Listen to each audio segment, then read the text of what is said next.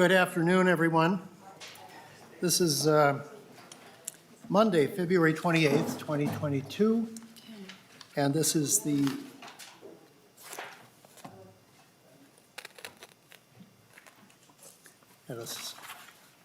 I suppose I shouldn't have the Golden Gate Bridge in my background. Let me just correct that.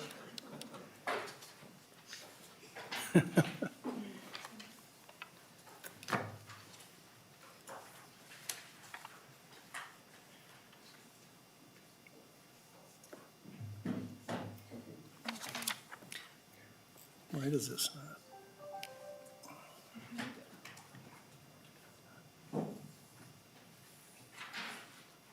There we go. I really haven't been out in California in about 6 years, so let me start again. Today's date is February 28th, 2022, and for the record, this is the Senate Judiciary and Public Safety Committee. We have 3 bills on our agenda today. We'll be starting out with Senator Gazelka, Senate File 2573. Senator Gazelka, and let the record show we do have a quorum, but every one of our bills today we plan on laying over. Senator Gazelka. Thank you, Mr. Chair, for hearing Senate File 2573. Just as I start out, Mr. Chair and members, last year Minneapolis had 655 carjackings. St. Paul had 102, and then a number of them around the states, but again, a number that is off the charts. I think it's as a result of the shortage of police officers and little consequences for this dangerous offense. This crime is at a crisis level in Minneapolis and St. Paul. Many believe it's a lack of action that has allowed things to get worse.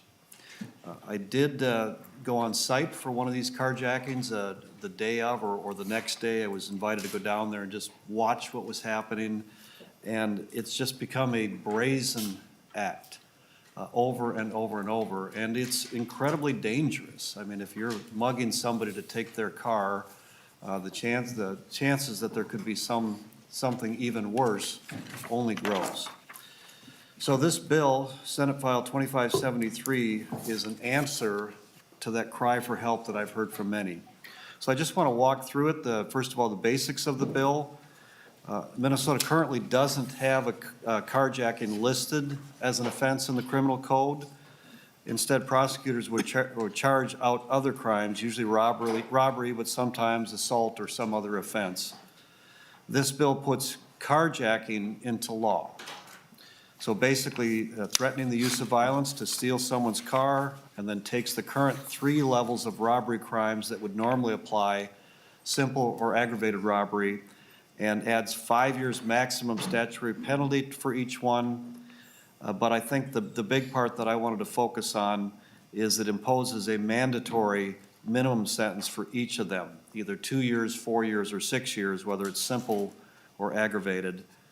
And so that's what the bill is about, but I do want to talk about some issues that I hear as questions, and maybe this will save some time. Why is this crime so much worse?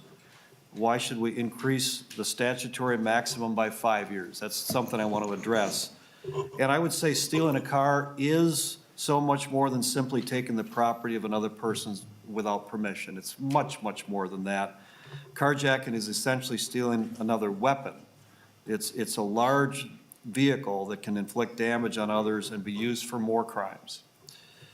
Stealing a car takes away someone's ability to get to and from work, so it's far more than mere theft, particularly when it's committed by violent means. Another question I have is, why don't we have mandatory minimum penalties in statute? Why is it appropriate if we don't do that often? Why is it appropriate here?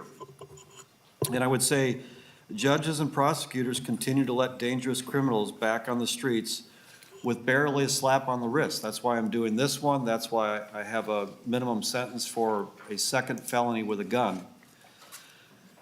With the fiscal note, it goes on to say that 23% of robberies, not just carjacking, all robberies, apparently have a downward departure granted by prosecutors and judges. That was on page 12 of the fiscal report. And so there's a trend for downward departures that I think is part of the problem.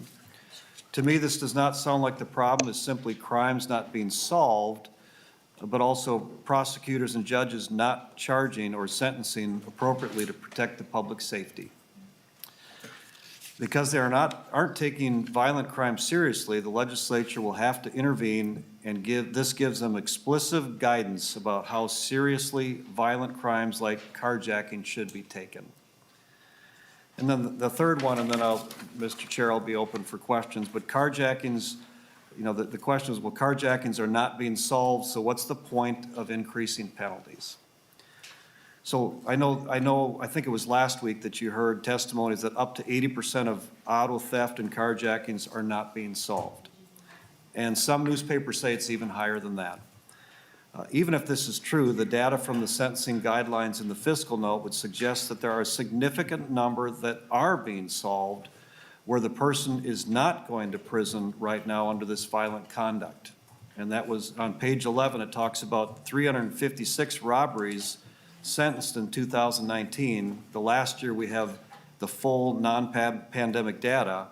The number where the property stolen was a vehicle is not exactly known, but according to the Bureau of Criminal Apprehension, the BCA, there was 3,898 robberies reported by law enforcement in 2021, of which 42% were carjacking. So therefore, it should be assumed that 42% of the robberies committed after the effective date of this bill will be subject to the bill's penalties that we have in this legislation.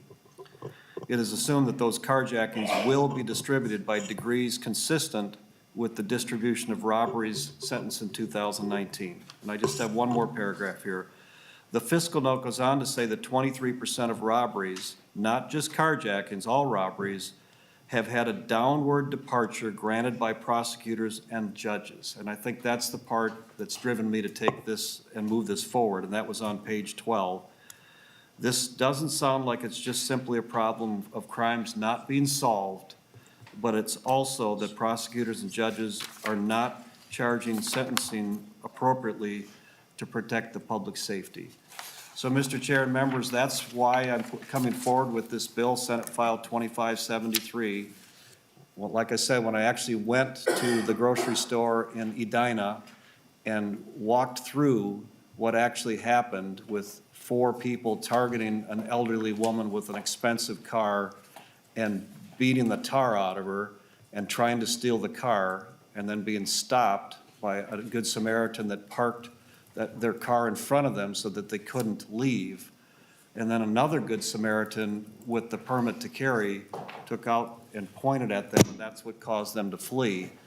But that led me to say this is like the Wild West, and if we don't take control of this and have consequences that make a difference, I think the problem will only continue to grow.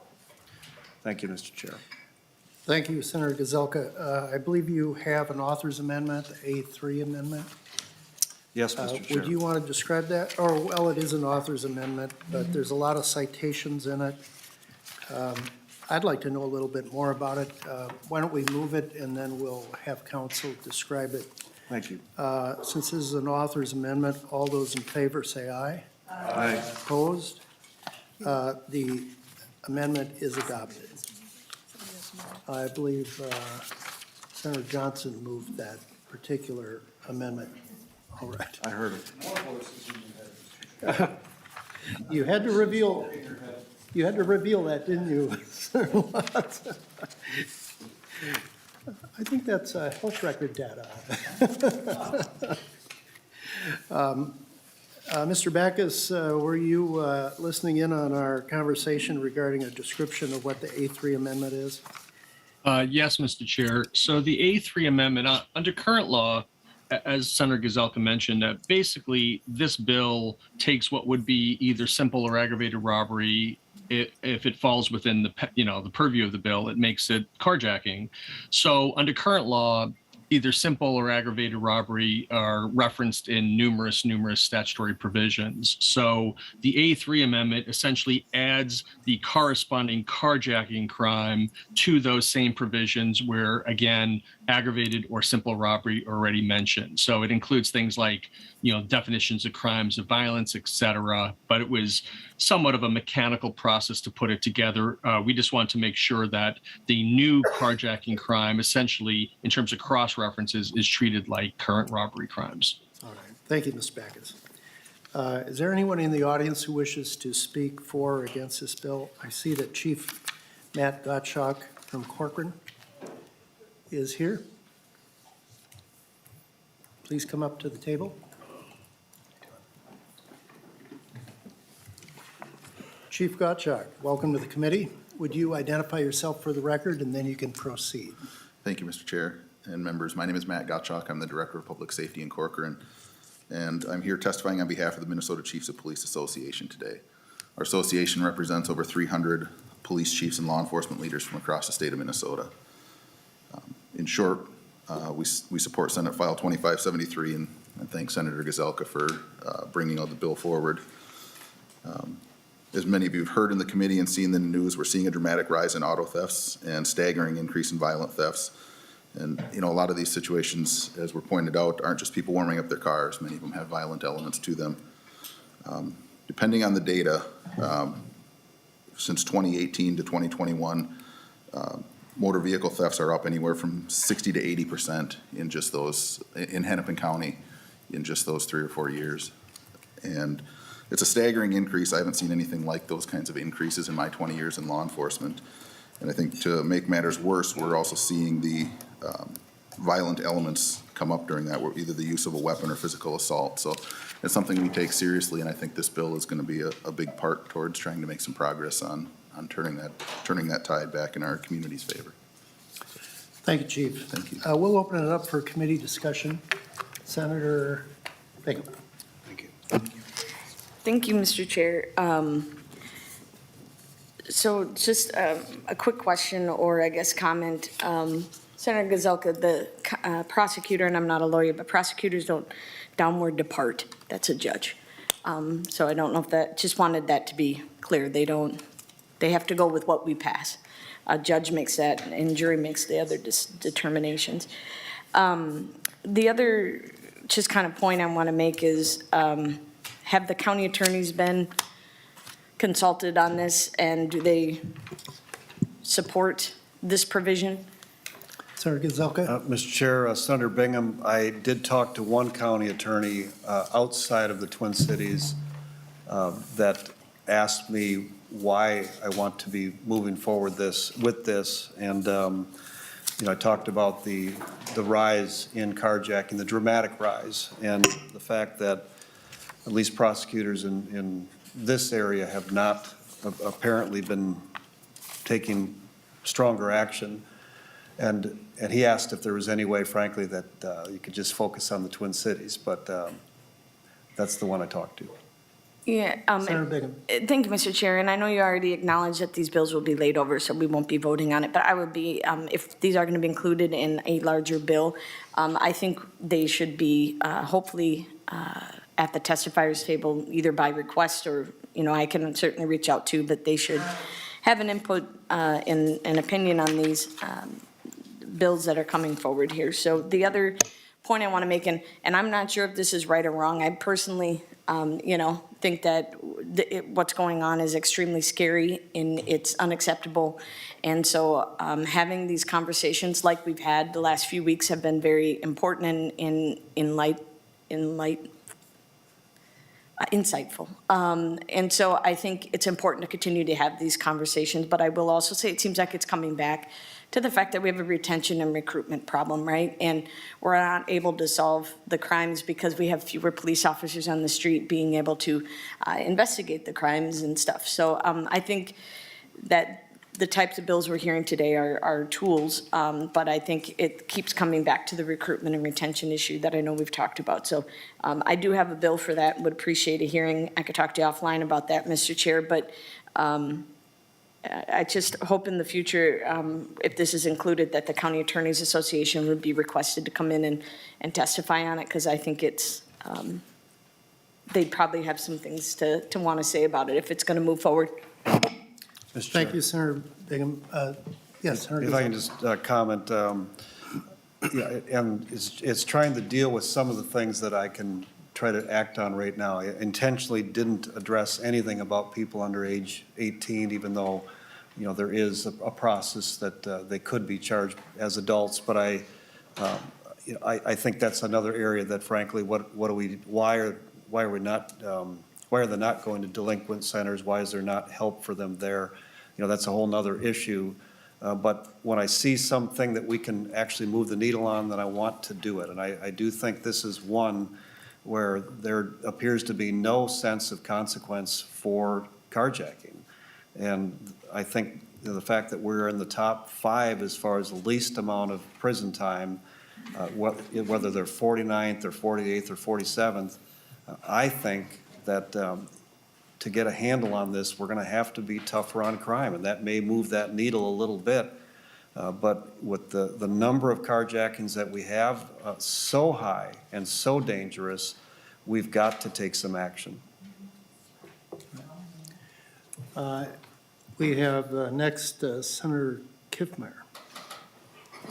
Thank you, Mr. Chair. So Senator Gazelka, when I think of prosecution or I think of crimes being committed, I'm really surprised there isn't a law already specifically to carjacking. I mean, I think when you can name it something, then there should be a case.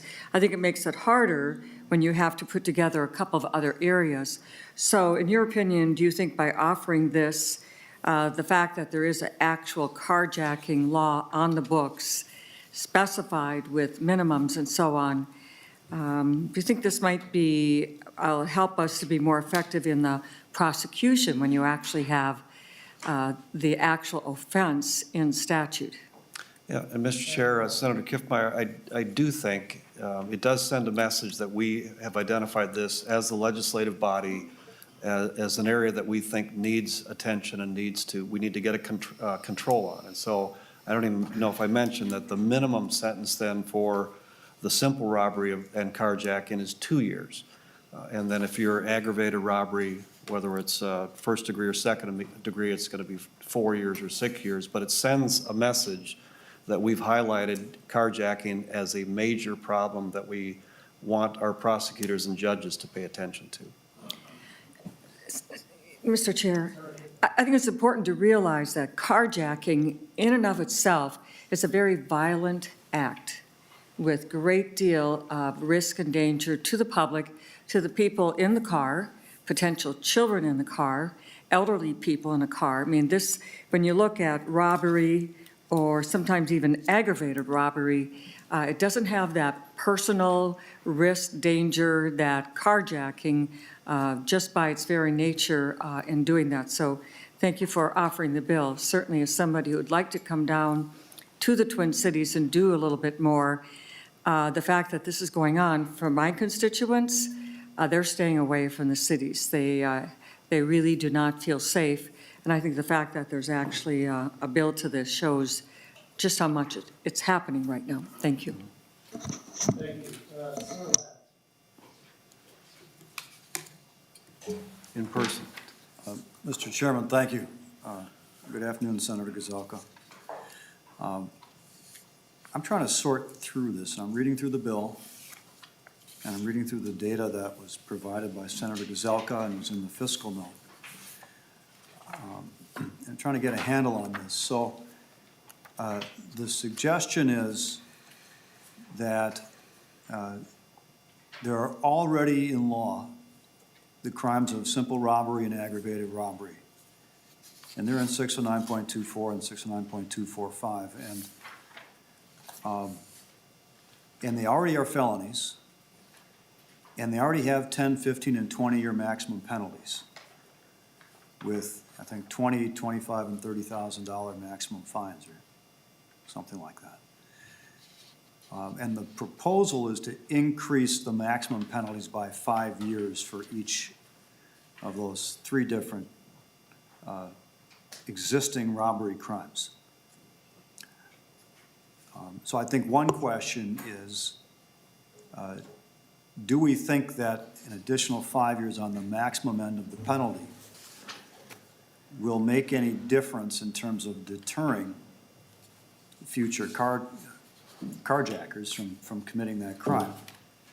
And I know it'll have an impact on the sentencing guidelines and maybe what box or range of sentences proposed by the guidelines if someone were to be convicted. But I think that's probably, that additional 5 years at the top end of what's already a 10, 15, or 20-year crime is not going to have much of a deterrent effect. I think the bigger issue is probably the solve rate. We've been provided with information, according to a Fox 9 story here that's in our packets, 90% of the reported carjacks in Minneapolis go unsolved. And this bill will do absolutely nothing to increase the rate of solving those crimes. Now, some of the earlier bills that we've had to improve recruitment and retention of police officers, that might help, because hopefully we'll get more uniformed officers on the street, more uniformed officers behind the desk doing investigations, more ability to solve the crimes, which I think is a far greater deterrent than changing the maximum penalties. Other than the fact that this bill targets motor vehicles, as I see it, and Senator Gazelka, correct me if I'm wrong, but I don't think there's any other element of the crimes that are different between this bill and simple or aggravated robbery. Is that right? Senator Gazelka. Mr. Chair, Senator Latz, it does identify specifically the use of a vehicle as drawing attention to that specifically for carjacking. Otherwise, no. And just I'll answer the other questions that you posed as well. The top end is at the discretion of the prosecutor and the judge, is where they're going to come to whether they think they want to have a tougher sentence. But on the bottom end, the vast majority are not getting that minimum 2 years, minimum 4 years, or minimum 6 years, which is why I'm putting that minimum in. And my hope with you is that we're going to have more police. I really do think that's the biggest thing. But the second thing is that the person doing this becomes aware that now there's actually a very, very serious consequence. You will go to jail if you're carjacking. And at this point, I think word on the street is that's not the case. And so that's where I think more police, we're going to catch more people doing this, and the message is out there that we're going to be tougher on crime. So, Mr. Senator Chairman, Latz. I mean, I thank you, Senator Gazelka, for the additional explanation, but my question had to do specifically with the rate of solutions of solving crimes, and I don't see anything in the bill that would change that. But Senator Gazelka, you did mention something about downward departures, and Senator Bigham is absolutely right. That's not, the prosecutors don't do that unless they are, unless they're supporting a downward departure, which is fairly rare in the criminal justice system. But that's a decision the judge makes. But you cited a statistic, Senator Gazelka. I'd like to know where it came from and if there's a further breakdown. Because you said 23% of all robberies, when they are sentenced, result in downward departures.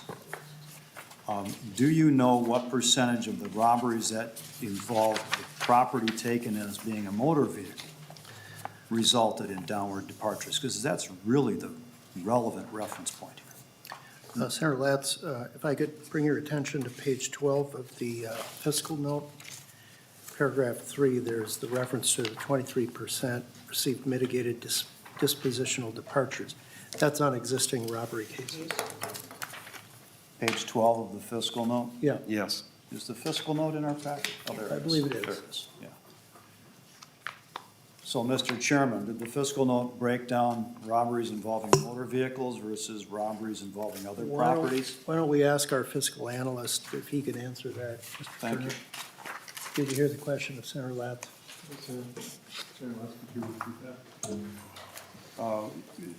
The fiscal note that says 23% of all downward departures are relating to robberies, does it break that down in terms of what type of property is taken, motor vehicles versus other property? Mr. Turner? Mr. Chairman, Senator Latz, no, it does not.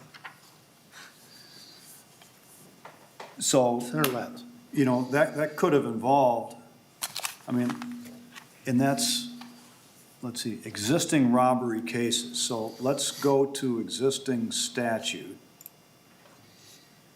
and take the lowest level felony robbery, which is any personal property from the person or in the presence of one another and uses or threatens the imminent use of force against any person to overcome the person's resistance. So if a criminal goes up to a guy walking down the street and says, "Give me your wallet or I'm gonna beat you up," and the guy hands over the wallet, that is simple robbery. That's a 10-year felony, $20,000 fine. And that conduct would be included in the statistics that are cited in the fiscal note regarding the downward departures. That might have been the first time the criminal ever did that. It might have been because they lost their job and they didn't have income to pay for food for their families. We don't know. And there are a lot of reasons why people take wallets, or purses, for that matter. And that's why we have judges who have authority under the sentencing guidelines to downward depart. Because not every downward departure, or not every robbery deserves jail time or prison time. Or at least we can conjure up hypothetical facts, which the judges are dealing in real time every day and making those judgment calls. There may be extenuating circumstances that warrant the downward departure. And if it's only 23%, actually, it seems to me that's not a real concern to me. And, you know, so I can see, I mean, what if all 23% of that is the lower level simple robbery, where it's a purse snatching or it's a wallet grabbing, and the other 77% of robberies that are sentenced are within the guidelines recommendation. So it seems to me that's not really a helpful reference point for our analysis here today. Mr. Turner seems to has something to add to that. Ms. Turner's itching to get involved in this discussion. So, Mr. Ms. Chair. Turner? Senator Latz, I'm not itching, but I reread the Well, that's a good assumptions here. sign, actually. I don't know if I even want to enter this, but I'm rereading this, Senator Latz, and back the assumptions that precede where they talk about 23% receive mitigated departures. And, okay, it does read, of the 356 robberies sentenced, the number where the property stolen was a motor vehicle is not known. According to the BCA, there were 3,898 robberies reported by law enforcement, of which 1,645, 42%, were carjacking. It's therefore assumed that 42% of the robberies committed after the effective date will be subject to the bill's penalties. I think it's that 1,645 number that is continued in the Sentencing Guidelines Commission's calculations.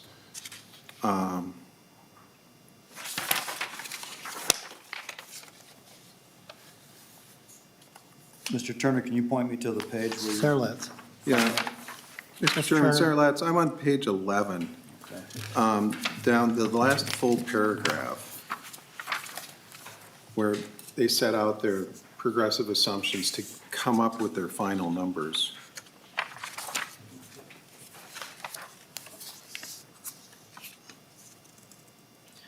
So, Ms. Turner, So- just to clarify, in 2019, this report is attributing 1,645 incidences of robbery were carjacking. Am I reading that right?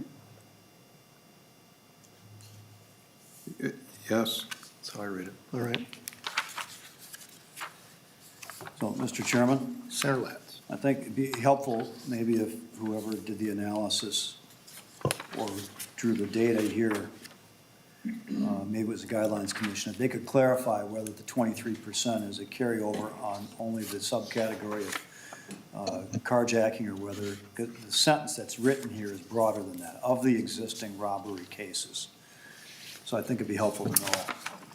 Yeah, Senator Latz, Director Wright was planning on being here, but he's ill today, so we'll make sure he comes forward when we revisit this issue Thank you, Mr. after Chairman. layover. Yeah, that'd be helpful to help with the analysis.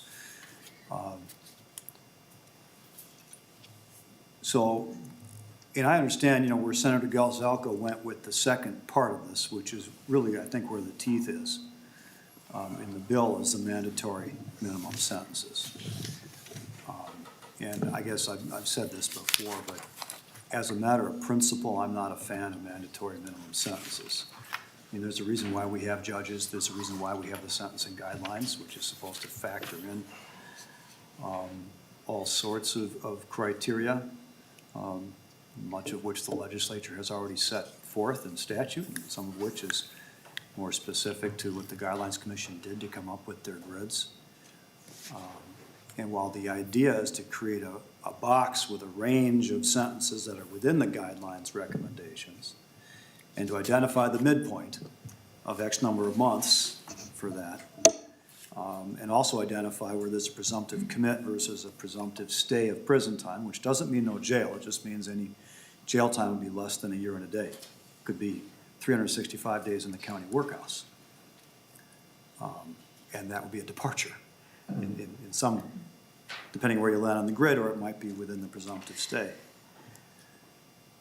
But there's a reason why we have that more detailed analytical framework for determining what sentences are appropriate, and then we give the judges a certain level of discretion if they're able to identify certain criteria that would, under the law, justify a downward departure. And the problem with mandatory minimum sentences is it literally treats every situation identically. Even when everyone in this room or watching on Zoom could come up with a narrative of an offense that is a little bit different than the narrative of the offense the person before them came up with. And it's the job of the judge is to figure out, is that difference something that is significant enough that the guidelines doesn't really give you justice in the end? That justice really is a lesser sentence, or in some cases, a greater sentence. I mean, there's criteria to go both directions. But that's the judge's decision with the input from the prosecutors, the defense counsel, if they're represented by counsel, probation, which does, in all felony cases, does a pre-sentence investigation, typically a level 4 pre-sentence investigation, which is the most thorough and extensive of the person's history, background, verifying criminal history, whether there's chemicals involved in the history or involved in the offense itself. I mean, all sorts of criteria go into that, which you simply cannot account for in a statutory minimum sentence. So what you could end up doing is creating a lot of injustice by putting a statutory minimum sentence into the statute. And it's easy for us to sit here and say, everyone who does this act ought to go spend 2 years in the slammer without knowing anything about that individual person.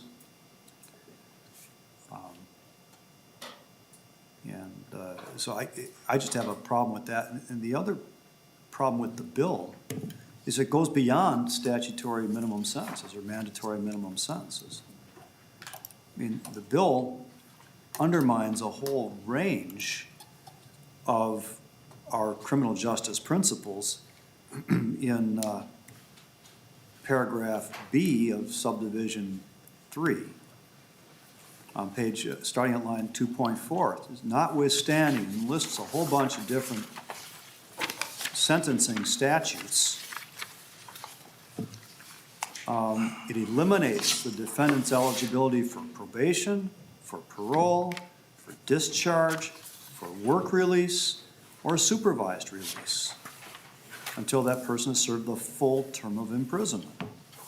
In other words, all of the tools, I mean, it's standard in our correctional system for almost every commit to the prisons that they serve 2/3 of the sentence in custody, and then they are released to transition into the community.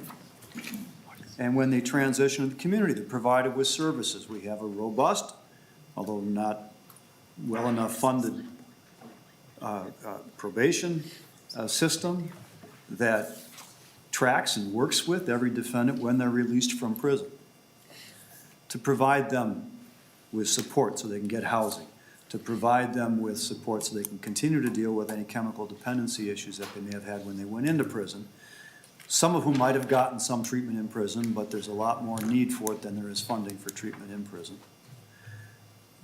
And provides them with educational help, helping them deal with all sorts of things. And when they're in prison, there is a work release program actually in the state prisons that allows people to go through boot camp, for example, or to go out in the community and do work release in the community to help them gain some of the life skills while they're in prison so that when they get out of prison, they can be successful, or more likely to be successful. The way this bill is written, there's going to be a cliff. Person's going to spend not 2/3, but 100% of the executed time in jail. And when they walk out the door, they're going to get nothing. Nada, bubkas, no support whatsoever when they walk out that door. They probably won't even get enough money for a bus ticket to go wherever they're going from there. I mean, they will literally walk off the cliff. They won't have probation providing any of the supervised release. They won't have any of the community supports that are offered by probation or parole officers.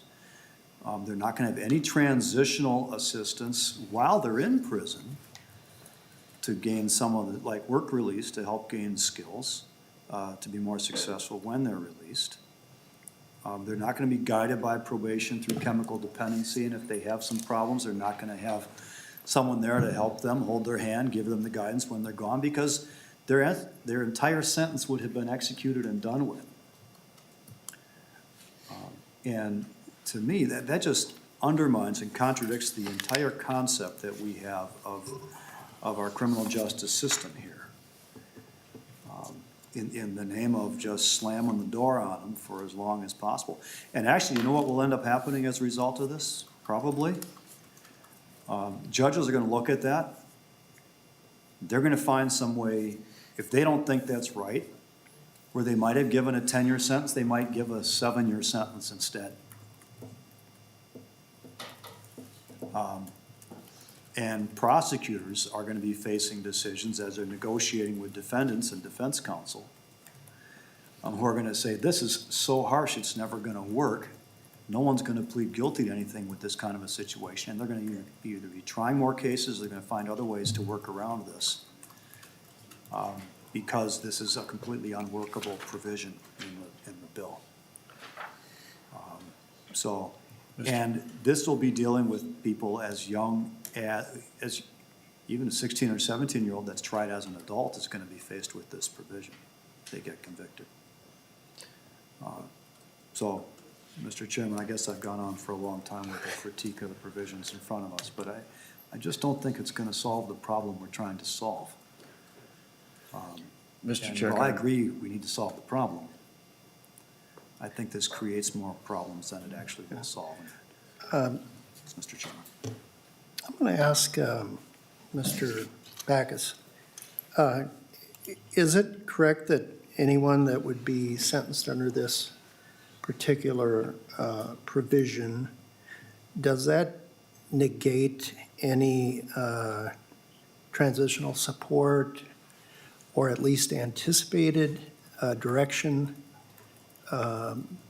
as an inmate would be approaching his release date? Are we creating a void in any transitional counseling at all, as Senator Latz suggests?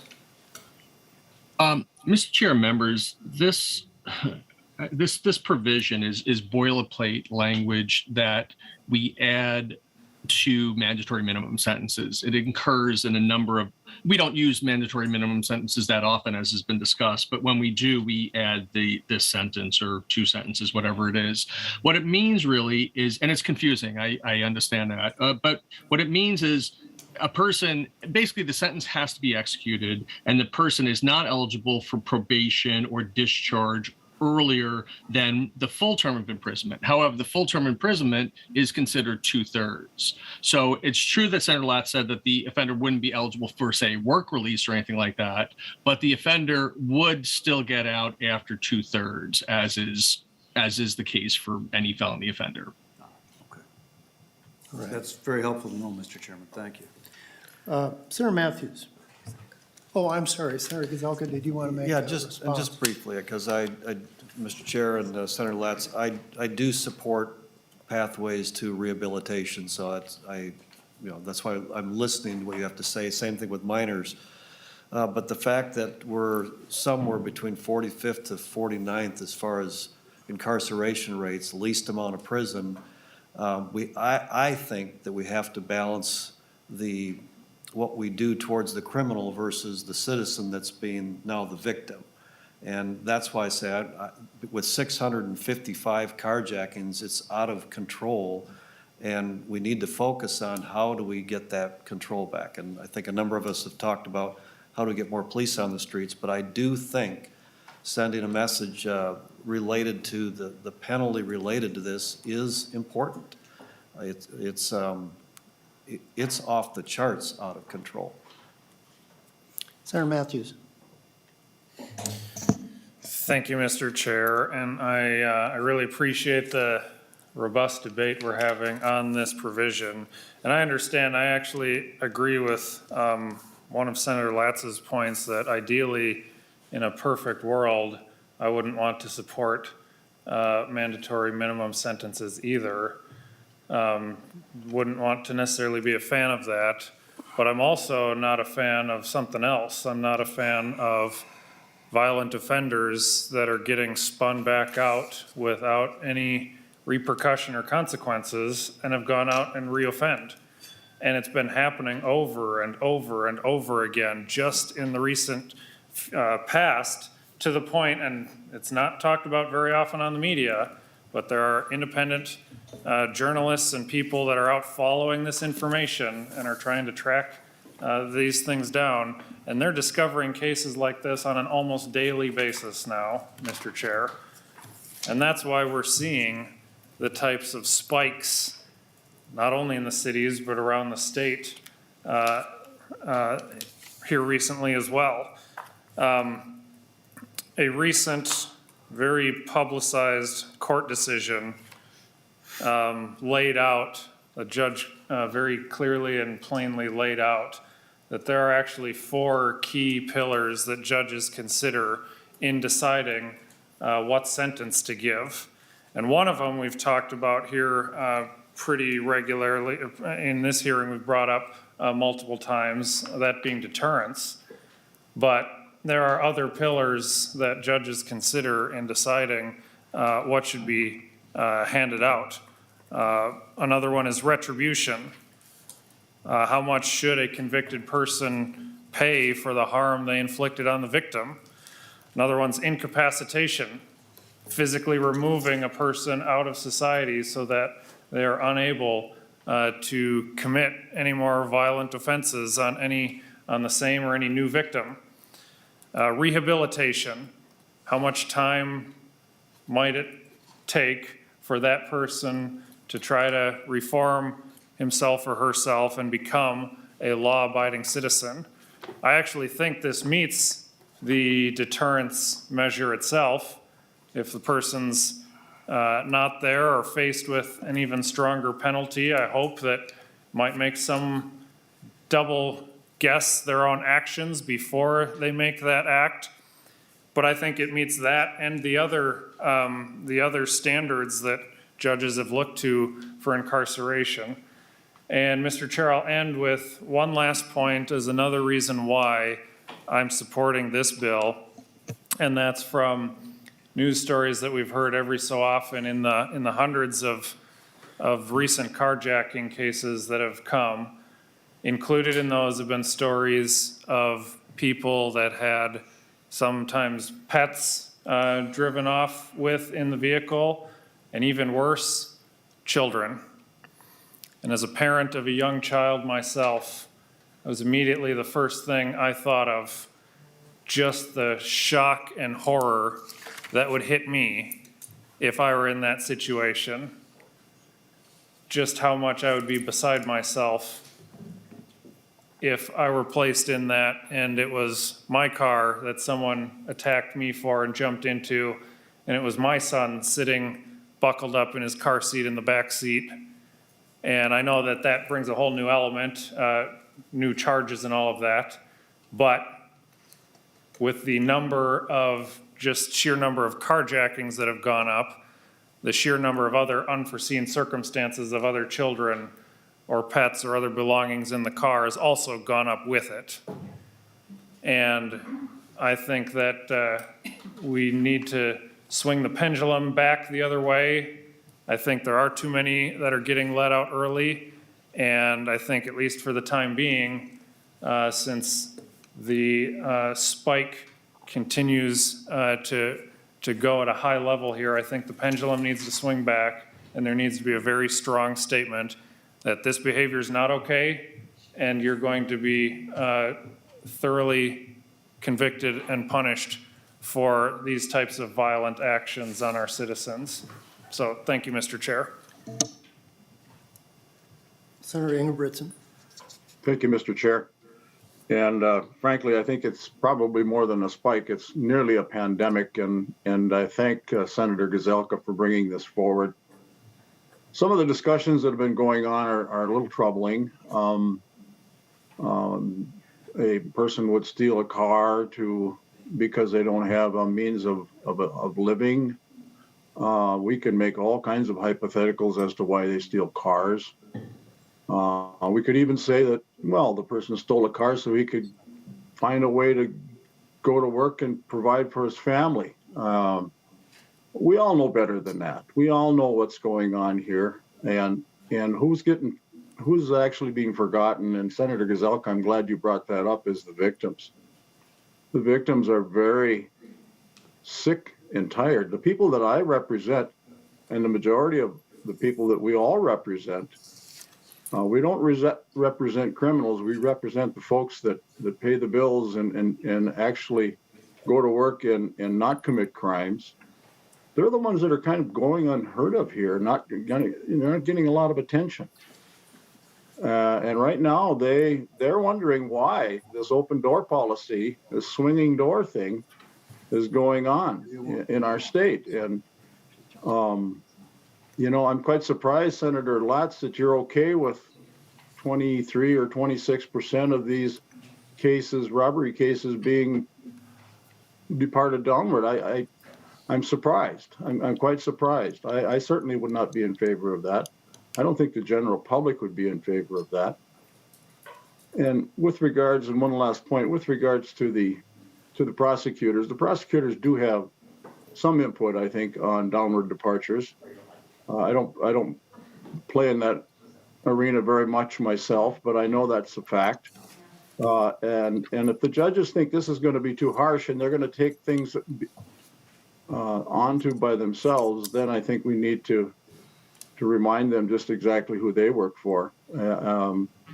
So, members, this is a great bill. I think the mandatory minimum is something that we've needed for some time here now, and I think it will send a strong message. And the public safety is what we're talking about here, and I think this is certainly a step in the right direction.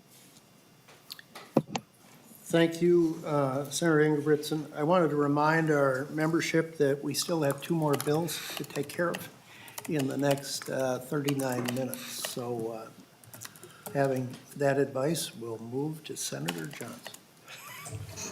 I feel like that was a suggestion or perhaps a warning. No, I just wanted to briefly kind of work through a situation too.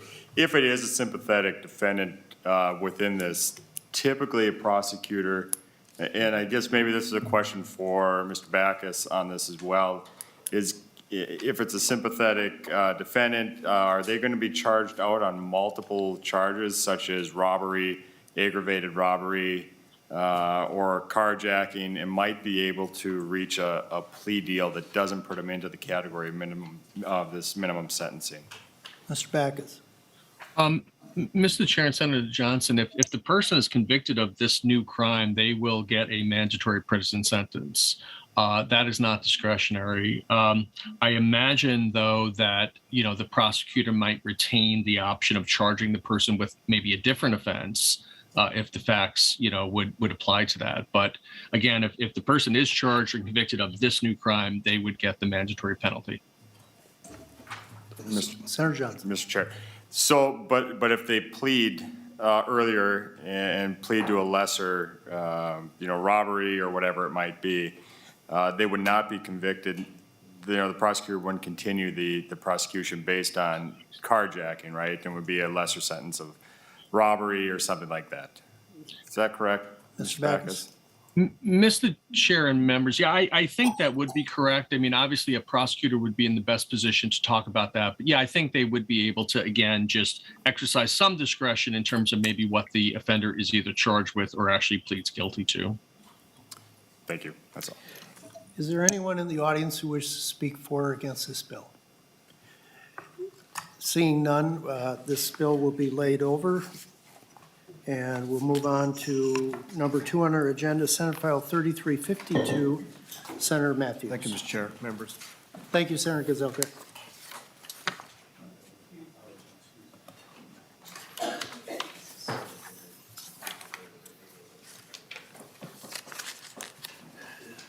Welcome, Senator Mathews. Thank you, Mr. Chair. So, Mr. Chair and members, I have Senate File 3352. It's a bill that could go hand in hand with the last bill we heard or other bills related to carjacking. And this one is for having the data that law enforcement agencies report to have a specific column for carjacking data to the Commissioner of Public Safety and have this published in its own specific column in their annual Uniform Crime Report. In Minnesota, law enforcement agencies and other criminal justice partners give information on crimes committed in their districts to the Department of Public Safety, and to the Bureau of Criminal Apprehension, and the BCA compiles it into an annual Uniform Crime Report. This crime report has lots of information, but contains very helpful information about what is happening in different areas around the state. So one of the questions that has come up over and over again in the last couple of years is the large increase in carjackings. Because carjacking is currently considered a part of the crime of robbery, it has not always been reported separately or with an accurate picture as to what percentage of the whole of robbery carjacking entails. Several agencies have now begun to track this data separately, but I believe it would be helpful to understand the overall pictures across the state and have all our agencies report this information and have the BCA include it in one place in their annual crime report. Because this report's already created, I don't believe it will be a huge change to add this one category. And if a bill on a carjacking crime like we just heard gets passed and enacted into law, I think it would be even that much easier to specifically track this data itself. So with that, Mr. Chair, I believe Chief Gazelka is also going to come say a few words to this bill as well, and I'd appreciate the committee's support. Chief Gazelka.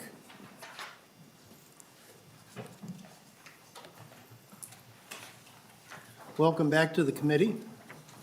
And as before, would you identify yourself for the record and then proceed? Thank you, Mr. Chair and members. My name is Matt Gottschalk. I'm the Director of Public Safety in Corcoran, and I'm here testifying on the Minnesota Chiefs of Police Association, representing over 300 law enforcement leaders across the state. Our association supports Senator Mathews' bill that would require us to report carjacking data. We believe there's a lot of data missing as we examine crime and accountability in our state, and this data would help us analyze things across the state and get a better understanding of what's happening, as opposed to trying to pull together from multiple data sources in multiple ways of recording. So we support the bill, and we thank Senator Mathews for bringing it forward.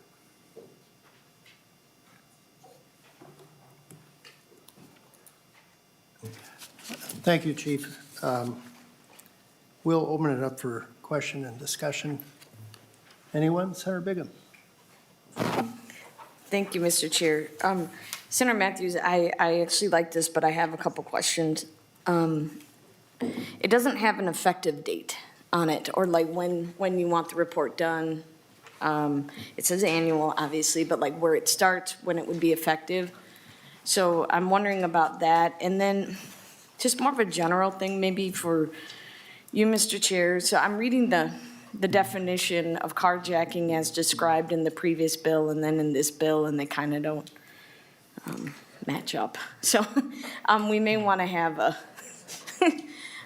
very, similar and concise definition of carjacking if we're going to do it. If we're going to put it in, if we're going to proceed with making it its own crime, we probably should make sure everybody is on the same page with what that description and definition is. Senator Bigham, that's a good catch. Thank you for bringing that up.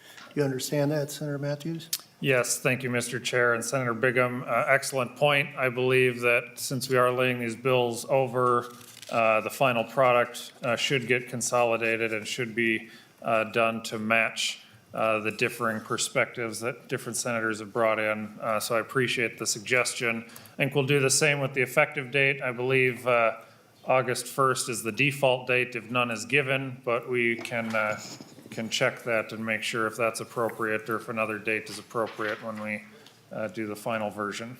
Senator Bigham? Thank you, Mr. Chair and Senator Mathews. It's just that if this isn't a crime yet, we kind of have to have some time pass before they can start reporting on them. So you may need to push that out or something. If it's not a crime yet, they can't really report on that. So I guess keep that in the back of the mind too. We'll keep it in mind as we proceed. Any other questions or discussion? Anyone in the audience who wishes to speak for or against this bill? Hearing none, Senate File 3352 will be laid over. Thank you, Mr. Chair. And the final bill, this is a re-referral from Transportation. And this is Senate File 1513, Senator Dibble. Welcome back to the committee, Senator Dibble. It's a pleasure to be back. Thank you, Mr. Chair. This is actually my first in-person bill presentation this year, so it's a pretty auspicious event. Well, we'll be the judge of that, Senator. Thank you, Mr. Chair and members. I appreciate your time and your willingness to hear Senate File 1513.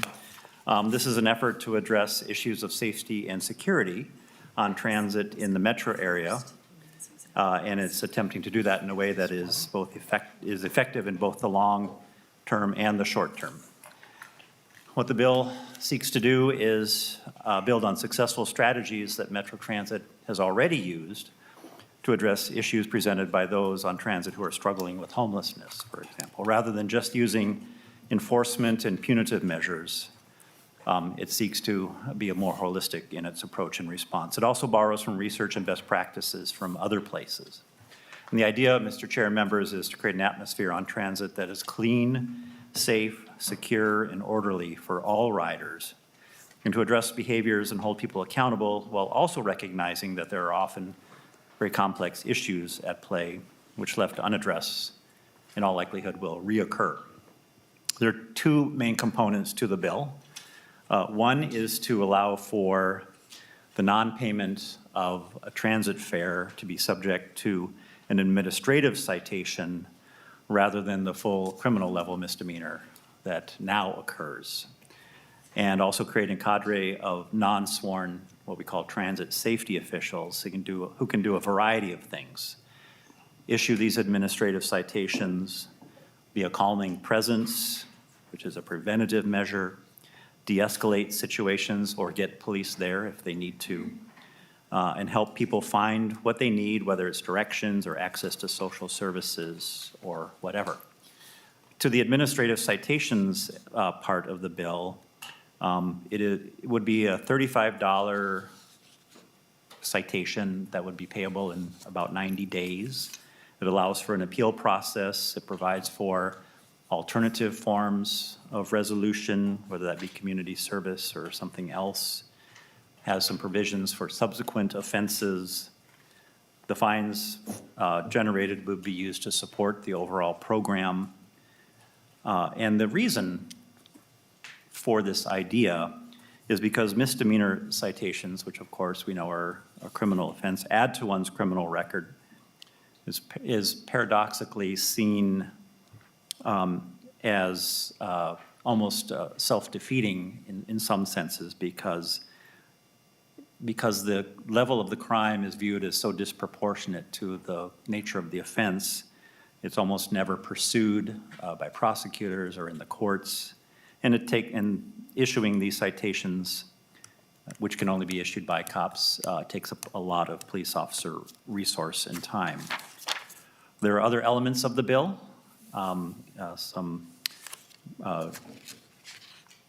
that are not quite as related to those two major thrusts of the bill. One is asking counties to pay for much, if not all, of the program. There's a requirement that Metro Transit publish a code of conduct, establish paid fare zones, not always on board, but zones where you wait for transit, facility monitoring. There's some reporting requirements. There's a provision towards the back which would ban offenders from using transit who have committed more serious offenses for different periods of time. There's a requirement that the complement of police, of sworn personnel, be maintained by Metro Transit. So that's a high-level overview, Mr. Chair. There are 3 people who would like to provide some brief testimony if we're ready to move there. Thank you, Senator. We'll move to Leslie Condaras.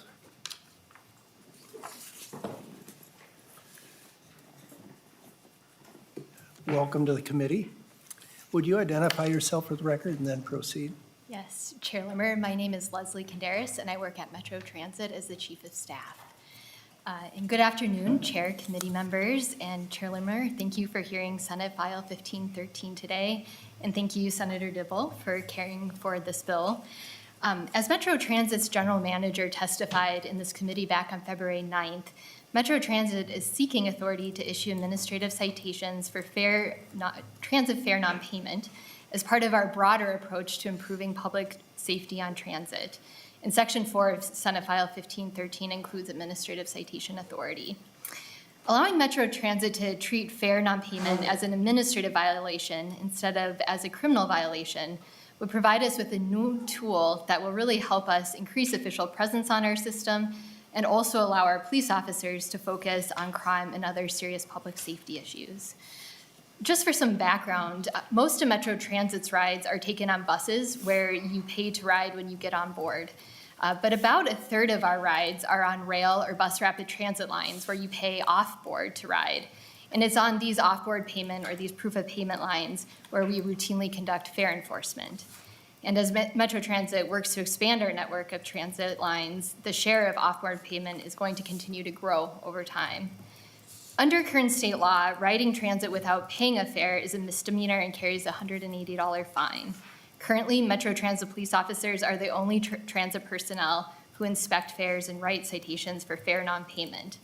Administrative Citations Authority would allow Metro Transit to use employees who are not police officers to conduct these duties. And this approach really has 2 main advantages for improving public safety. First, with Administrative Citation Authority, we would be able to increase official presence on our system. We would increase official presence by hiring and assigning new non-sworn personnel to inspect fares and issue administrative citations. These non-sworn personnel would also receive customer service training. They would be interacting with passengers. They would be riding our trains and our buses and on platforms. And as Senator Dibble mentioned, they would be available to answer questions, help connect people to social services, and also help alert the Metro Transit Police Department when they witness unlawful or dangerous behavior. Ultimately, we believe that this additional official presence really could help us deter crime and violations of our existing code of conduct. But second, in addition to increasing official presence on our system, administrative citations would allow us to relieve police officers of routine fare enforcement duties. As part of the materials the committee received today, you received a letter from Metro Transit Police Chief Eddie Frizzell. In his letter, Chief Frizzell outlined his support for moving to administrative citations for fare non-payment. He noted that this aligns strongly with the 21st century policing goals to build trust between citizens and officers. By assigning fare enforcement to non-sworn staff, our police department would be able to address more serious issues that do require police response. Basically, it will provide them more time to do this, more flexibility. As you'll likely hear from other testifiers today, other transit systems across the country have moved to this approach of using non-sworn personnel to inspect fares and are enjoying success with this approach. And Metro Transit wants to move in this direction as well. But until state law is changed, continuing the practice of having police officers inspect fares and write citations really is our only option to address fare non-payment. And ultimately, we realize that there is no one solution to address the issues we're experiencing on transit. Administrative citations alone will not fix all of our problems or concerns that we hear from our customers and other stakeholders. But we do believe this authority will be one powerful tool to help increase presence and improve overall conditions on the system. Thank you again, Chair, and appreciate your time today and would be available to answer any questions. Thank you. I think we'll hold questions until after all of the testifiers. We'll now move to Mr. Will Schroer. Am I pronouncing that correctly? Did a great job. Thank you. Please identify yourself for the record and then proceed. Chair Limmer and members of the committee, my name is Will Schroer. I'm the Executive Director of East Metro Strong. Thank you for your time here this afternoon. East Metro Strong is a public-private partnership between cities, counties, and large employers in the East Metro. And those employers and governments and their citizens recognize transit as one of the important parts of a successful transportation system. When this idea, actually a proposal along these lines was first raised in the legislature a couple of years ago, our board was discussing this approach, and I was asked what I knew about this approach being used elsewhere, and did I think it was a good idea, and much more importantly, had other agencies tried a similar approach, and if so, was there anything we could learn from them as we decided, as these governments and employers decided whether to support this idea here in the cities or not. It turned out that to the best of our knowledge, folks in Minnesota had not done a lot of research on the subject, that it was being pursued for other reasons, and we were encouraged to do some of that research, and I'd like to share it with you today. There's a couple of pieces in your packet. I'm not going to ask you to page through them, but if you would like to, you're certainly welcome to. The first big piece of research into this general approach was done in 2012 by the National Academy of Sciences Transportation Research Board, and they recommended a three-part set of best practices. One is that a transit police focus on policing, that fare enforcement is done by staff that are not sworn officers, and that fare non-payment is pursued through a civil or administrative approach. So that was in 2012, and the bill in front of you follows those recommendations. Since 2012, a number of other transit agencies have pursued those recommendations, and our research approach was pretty straightforward, although I have to say a little time-consuming. We called the chiefs of police in other transit agencies that had implemented this approach and asked them to share their experience with us. And to a person, they said it was working well, they endorsed the approach, and in fact, they were recommending expanding or otherwise continuing the approach. And so that's the bottom line finding from our research, is that around the country, the approach recommended in this bill is being pursued successfully, found successful, and as it happened, just this morning, I got a little text from a colleague in Philadelphia who said that SEPTA had just announced expanding their program just this morning. So sort of an ongoing process. I'd leave you with a couple of additional thoughts and then welcome any discussion that would be helpful to you. To say that this is a national best practice is not to say that there are not variations among agencies.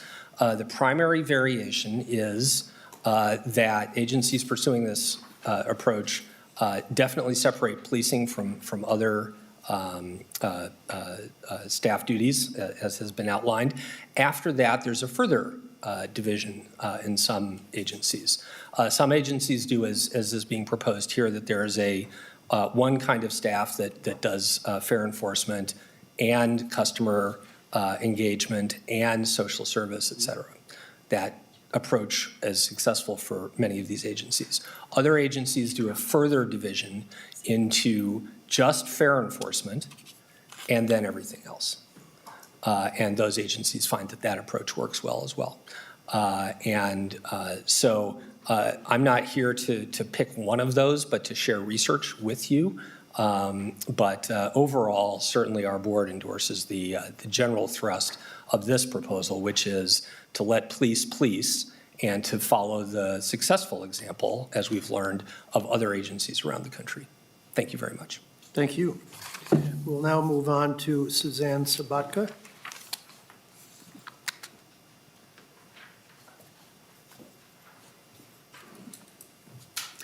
Welcome to the committee.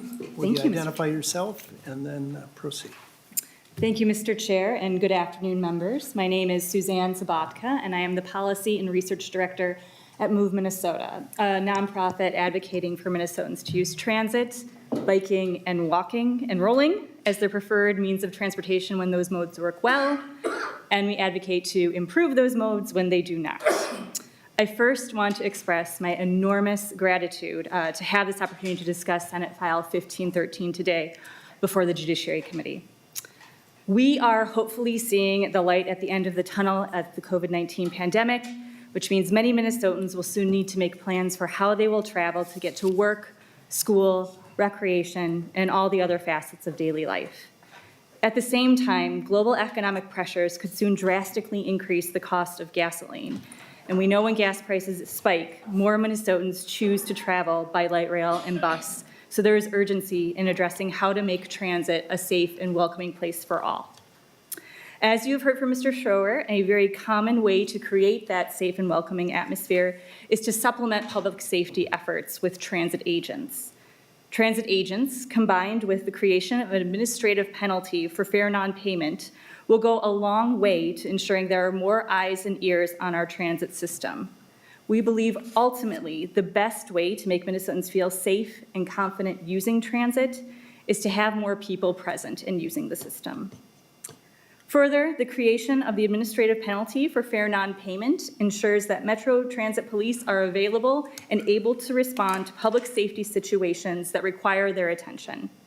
Metro Transit conducted a survey of their own law enforcement officers this past fall and found that a majority of transit police did not think that fare enforcement was a good use of their time. This sentiment rings especially true given how seldom prosecutors are interested in pursuing misdemeanor charges for fare non-payment. They have more serious criminal cases to occupy their time and attention. Finally, we believe the creation of a civil administrative citation penalty underscores the need for fairness and equity when it comes to charging fare non-payment as a misdemeanor crime. Failure to pay your transit fare should be considered no more serious a crime than other infractions, such as failure to pay a parking meter.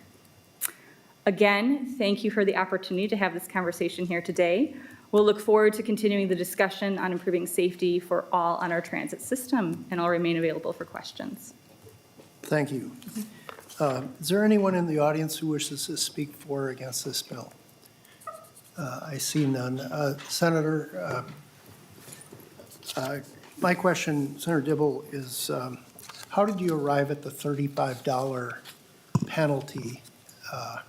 I understand that in existing law, if it was a misdemeanor, it would be as high as $180, or is that a starting point or a max? Nevertheless, $35 seems quite a departure from 180. Could you give us a little insight on that? Thank you, Mr. Chair. I actually should have invited Senator Newman to co-present this bill because the vast majority of the language actually is his language, which was brought in by delete all amendment at the Transportation Committee. He had a lot of ideas around a lot of the elements of this bill, so it's very, very different than was originally drafted, and I don't even think there was an amount identified. There was just an authorization to the Met Council, and then they were going to figure it out later, I think, in the bill as introduced. So I don't actually know the answer to that question. That was a Senator Newman idea. I should have asked him that. Thank you, Senator Dibble. One of the other questions I had in looking at this possibility a year ago or a little bit longer is the question that these individuals who would be the people on board that would be given this authority, they're not sworn police officers. And I'm a little concerned about their potential safety. We've been hearing reports of more serious criminal activity on light rail within the metropolitan area.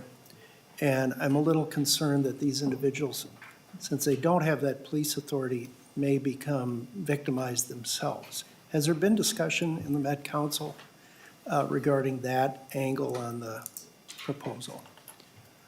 Mr. Chair, thank you for the question. Not specifically with respect to as connected to their authority to issue administrative citations for failure to pay fares. There is discussion about the kinds of skills and what they're there to actually do and who these people even are in the first place. And, I'll invite Ms. Canderas up if she has any insight into this or related questions. Part of the idea, part of the original idea was to create this concept of transit ambassadors. You and I have discussed that. Mm-hmm. And these would be people who would come from a variety of communities and have, quite a few skills inherent as well as skills that they're trained in, being a calming presence, being, having the ability as members of particular communities who have some authority, have de-escalation, have the ability to anticipate certain behaviors based on observation, the ability to call in cops if they need police help fairly quickly, and that sort of thing. I can't say that, with respect to your specific question, that I'm aware of, there's been any discussion about that. I don't know if Ms. Canderas has any insight. Ms. Canderas. Yeah. Chair Limmer, Committee, Senator Dibble. From a Metro Transit perspective, the safety of all of our employees is a top concern. And so as we've been thinking about how we would approach having non-sworn personnel on the system, we know they're going to have a really strong relationship with our police department as well as our operators and other staff on the system. So certainly taking that into account when training them and when developing approaches to deploy them on the system would be top of mind. So just wanted to note it very much is a big concern of ours is how we protect the safety of all employees, including this new class of employees. Yeah. Senator Dibble, I believe you and I both share the idea that in order to have a good light rail system, it has to be perceived as a safe light rail system. And, I've noticed the news incidences where bus drivers on our buses sometimes get attacked. I know that the drivers of light rail, the ones that are in the cockpit, are pretty much sealed off from the rest of the population that are riding. But this particular type of person would either be on platforms or they'd be riding in the cars themselves. And they're not in a protected bubble, let's say. And so that's what I'm concerned about. And perhaps as we pursue this later this session, we're going to lay this bill over. We can have a more in-depth discussion about it and maybe give me a little more comfort on it. Senator Johnson? Thank you, Mr. Chair. Thank you, Senator Dibble, for the bill presentation today. It's good to see you back. One question I had just on Section 6 here. You have a mandatory minimum within your bill regarding folks who commit gross misdemeanors and felony violations within transit. We've heard a little bit about minimum mandatories today. However, would you talk a little bit about the mechanism for enforcing that? How do you identify the individuals and enforce those mandatory minimums? Senator Mr. Chair, this was another Newman special, so I don't know specifically, Senator Johnson. It's a great question. I don't have the answer. I think it would be a challenge. I'm guessing that it would be more of an after the fact. I think it would be pretty hard to prevent someone proactively from stepping onto transit unless you're using Senator Limmer's favorite biometrics ID, monitoring our comings and goings throughout the public. I'm just kidding.